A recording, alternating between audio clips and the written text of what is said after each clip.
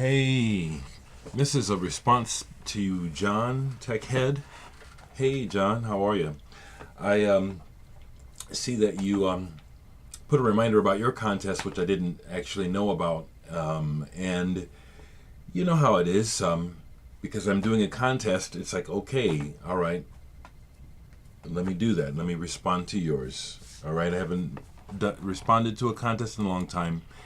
And you ask a bunch of questions, and it just really seems like you would like to hear people's thoughts. So I'm going to give it my best shot. Okay. I'm going to put some music on in the background. I just got a package from my friend Brian Day, who owns and runs the Public Eyesore Records label and another small label called Just sent me a bunch of stuff, some vinyl and a bunch of CDs, a whole bunch of CDs. But, okay, I'm not going to do that right now, actually. But he sent me a couple of vinyls, and one of them I already have, which is the Normal Love album. I saw these guys live, and it's an oddity. But this is very, very, very wild and good. Classically trained musicians. The insert in here, there's a couple of names that maybe some folks might know. Evan Lipson and Jessica Pavone. Okay. Those are two names that I'll cite. They're in the band, and those folks have been involved and are involved in the music, classic, avant-garde, rock. So what I'm going to add a copy of this to the winner of my contest. So whoever wins will get a copy of Flyover. The winner of Flyover gets this and a copy of Normal Love. How's that? Okay, to your questions, John, and I'm just going to leave the music off for now. I may pull an album. You want to know about collecting habits? A lot of questions, actually. I think I'm going to try to, because I could talk for a long time, and I don't want to do that, but I want to explain the way that the collecting thing started. It's definitely about the music, I come from, it's deep in my DNA for way back generations on both sides, musicians and artists. Okay, so I responded to music before I knew how to talk, as I've been told by my family many stories. So it's always about the music, but the collecting came from, as a little boy, 45s and record players as things, this was back in the end of the 50s, into the 60s. They were fascinating to me, and it was because of the music. This is where the music was coming from, as well as radios. Radios used to be very fascinating to me, but in particular, the spinning of the record and the needle and the whole physical experience of the way the music was coming to me. Just I got it early on, and it fascinated me, and so that's part of it. Also coming from, in my words, a meager financial background as far as my family. We were pretty poor, so stuff and things,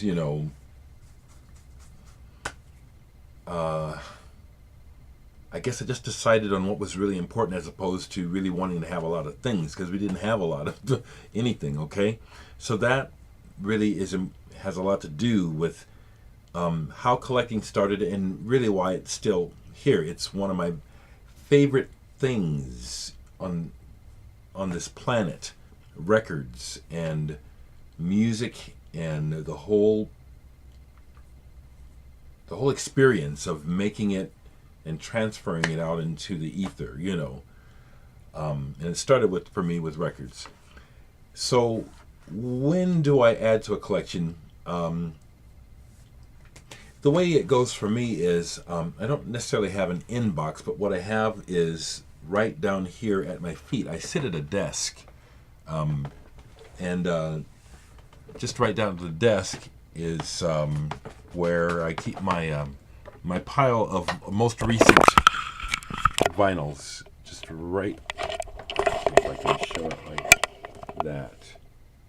Okay, there's the Normal Love, and then we go up to my computer, and then me, right here, okay?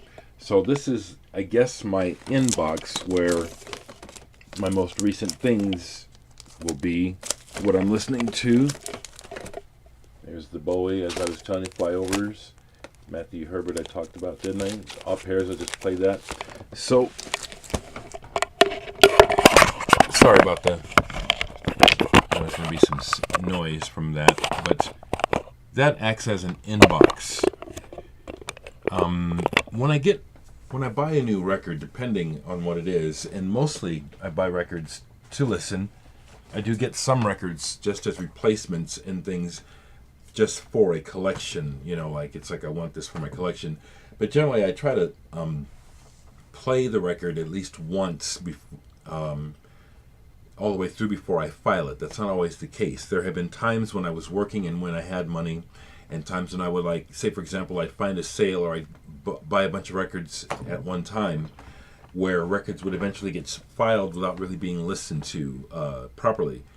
But anymore, and in general, I listen to them, I try to listen to them all the way through before I put them away, but that's not always fast and hard. How and what do I listen to? Do I mix and match? It's completely about the moment, and so it's a complete mix and match. It's like I don't feel that I have to listen to my new records because I just bought them. I'll look at them and I'll play them when I'm, when it hits me. It's like I say, I always do the initial run, but what I listen to can be inspired by just looking at the collection and looking for something, or just looking to see what hits me. It can have to do with something that happened during the day. It can be influenced by something I see here on the internet, something someone says in the VC. All those things can go into what I listen to. Do I listen to full LPs? It's not. That is all, again, depending on mood and time. But whole album sides, is when I'm listening, that happens a fair amount. I do like to experience, especially a good record. It's like, I love it when a record pulls you in, and it takes you to the end, so that's how listening to full records goes. But I can easily do, pick and choose, or just like a drop to see what's going on, or listen to certain songs. It's all depends on the moment, And as I said, you asked how often do I listen to new buys, and do I feel guilty about not listening? Feeling guilty is something that I've really, really struggled with and am at ease with. It's my world, and so what I do is my fucking business, So what's there to feel guilty about once, and it's taken me a while to get to this point in my head. Since it's my world of listening, what is there to feel guilty about? What is fun is when I rediscover records that I put away too soon, or it ends up that I put away too soon, or I just forgot about. Okay, so there's been many years of all kinds of guilt associated with record collecting that I have just really worked hard to let go of that shit. It's just thoughts and attitudes, and I can feed those thoughts and feelings, or I can say, it's like, look at them like the writing on a piece of a paper. It's like, these are thoughts that I can hold on to, or I can say, I don't even like the idea of feeling guilty. See how I get going? But see, that's part of my mental thing, because for a lot of reasons, I'm always checking, it's like, what makes sense? Why do I do things? Good questions, John. What is important about collecting? Is it about owning or listening? Do I collect for value? Is it a fetish? Is it the sound quality? John, it's all of those things. It's just, it's a wonderful thing. As I said, I come from a background where we didn't have a lot of money, so consequently, my dad was always bitching about, you got to get the money. And it just had, it had the vibration of that conversation coming out of my parents. Mainly my dad was like, no. It turned me off. I mean, I understand that if I worked hard at it, I could change my attitude and my thinking about money, but it hasn't worked too well. And so as a result, little things like the sound of the music just has incredible value to me, and tied to the object from which it comes, there's a sentimental value. I do enjoy listening to the music in the vinyl format, but I play a lot of MP3s and CDs and on the computer and WAV files as well, out of convenience. But having the record to pull, especially, well, it's not a, yes, it is. It's always been a wonderful thing when I have company and friends over. We'll talk about music and I can just pull it and show it. And it is one of the legends of my collection with amongst musician friends. Oh yeah, you got to go over to Higgins and listen to some music, because every other thing you talk about, he can pull it and play it. And it's true, even stuff that I say I don't like. If I get into this closet here, I can go all the way to Johnny Cash, to, there's a lot I can't, but most every genre I can hit it. So that's a lot to do with it. There are records here that I haven't played in ages, but it's like it's going to be here forever. The King Crimson, I hardly play King Crimson, but I have King Crimson, I don't have them all, but this is an example of records that, and this is not all my King Crimson. I pulled just a portion. Anita Islands. This I played recently. Lizard. Of course, I got the first one. Yeah. So having them is just, it's important that those records are in the house for me. There's other records, like I say, it's not a disc, but it's like music is a personal. It's like a way of, it's a definition of the self. And so I don't have Bon Jovi records. I don't have Al Green records. I have James Brown and Prince, and I have the important music, music that I think is important, for me, John Coltrane. And there's a whole lot of John Coltrane I don't have. Like there's just so much I have, Do I listen to this stuff when I want to? This album reminds me of my dad so much in my childhood in a positive way. This was something my dad loved, this album, Ballads, and learned, he really did learn a lot of Coltrane's things. My dad was a hard-working musician. So I'm not playing Coltrane a lot, but it's important.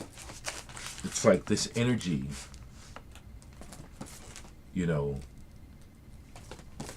is in my house. These records, as opposed to I do have Rolling Stones, but I've put them in the closet because I don't play them, But it has to do with my. This is my prized piece of my. John Coltrane, Cosmic Music. This is an original. But that stuff doesn't speak to my heart. Rolling Stones never did speak to my heart. And then I can hear someone saying, well, of course it's not. It's made for the loins.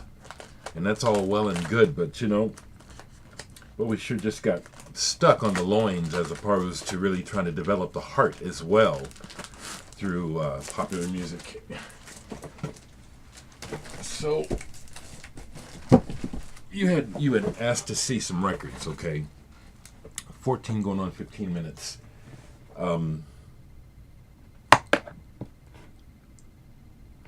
Music is an escape, but it's also a soundtrack. a fellow named Jeremy just entered my contest, and that's part of what he said. He's, putting together the perfect soundtrack, for life. And music absolutely is a soundtrack and a way of defining space. I am bombarded by the hood and the regular sound of my community, R&B, hip hop, and then my cousin neighbor, a lot of old blues and stuff. So I'm bombarded with it, and so I like to define this personal space in a way that takes me from that. It's like I love the people, but a lot of the way that we live, it's like I'm not into that. You're not going to find me down at the bar. You're not going to find me at the damn club unless I'm playing.